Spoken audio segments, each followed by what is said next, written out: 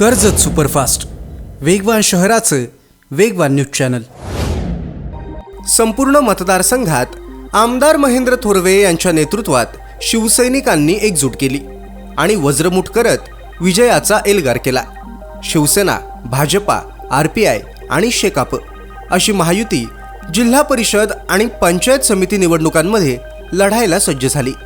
कडाव जिल्हा परिषद वॉर्डमधून योगेश कांबेरे यांना उमेदवारी मिळाली आणि पंचायत समितीमधून संध्या सुदाम पवाळी आणि अमोल दशरथ जाधव निवडणुकीच्या रिंगणात उतरले। सुदाम पवाळी हे कडाव जिल्हा परिषदेत नेतृत्व करत जोरदार प्रचारात उतरले। योगेश कांबेरे यांनी पायाला भिंगरी बांधून संपूर्ण वॉर्ड पिंजून काढला। योगेश कांबेरे म्हणजे क्रिकेटच्या क्षेत्रात एक गाजलेलं नाव, त्यामुळे गावागावात त्यांचा मित्रपरिवार आणि नातेसंबंध यांच्यापर्यंत पोहोचणं त्यांना अगदी सोपं झालं। प्रचार सुरू असतानाच माझ्या तुल्यबळ उमेदवार द्यायला हवा होता असं म्हणत विरोधकांनी योगेश कांबेरे यांना टार्गेट केलं। मी काय त्या उमेदवारासारखा चोर नाहीये असं म्हणत योगेश कांबेरे यांनी विरोधकांच्या यॉर्करवर षटकार मारला।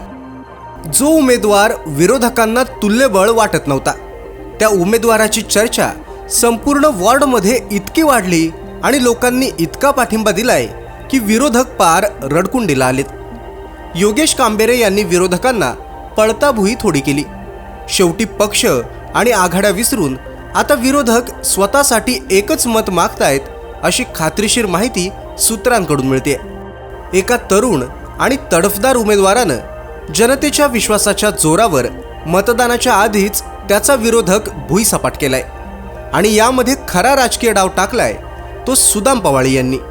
आमदार महेंद्र थोरवे हे योगेश कांबेरे यांचे राजकीय गॉडफादर असले तरी प्रत्यक्ष मैदानात राजकीय सेनापती म्हणून सुदाम पवाळी यांनी राजकीय लढाई लढलेली आहे। आम्ही निवडून आलो तर हा विकास करू असं स्पष्टपणे मांडत त्यांनी कोणतेही आढेवेढे न घेता मतदारांचं मन जिंकलंय।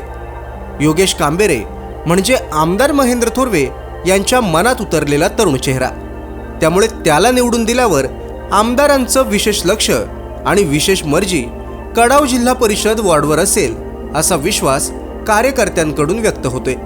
योगेश कांबेरे यांच्यावर होणारे राजकीय वार सुदाम पवाळी पलटून लावतायत आणि धनुष्यबाणालाच मतदान करा अशी विनंती करत दिवसाची रात्र करतायत। विरोधकांना सुदाम पवाळी यांचा रोखठोकपणा आणि थेट राजकारण माहीत असलं तरी योगेश कांबेरे यांना हलक्यात घेतलं जात होतं। आज त्याच योगेश कांबेरे यानं जनतेच्या पाठिंब्यानं विरोधकांना गुडघ्यावर बसवल्याचं चित्र आहे।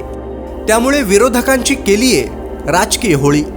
प्रत्येकाच्या मनात फक्त योगेश कांबेरे आणि सुदाम पवाळी असं म्हटलं तर वावगं ठरणार नाही। तालुक्यातल्या घडामोडींचे अपडेट सर्वात आधी मिळवा कर्जत सुपरफास्ट चॅनलला सबस्क्राईब करायला विसरू नका।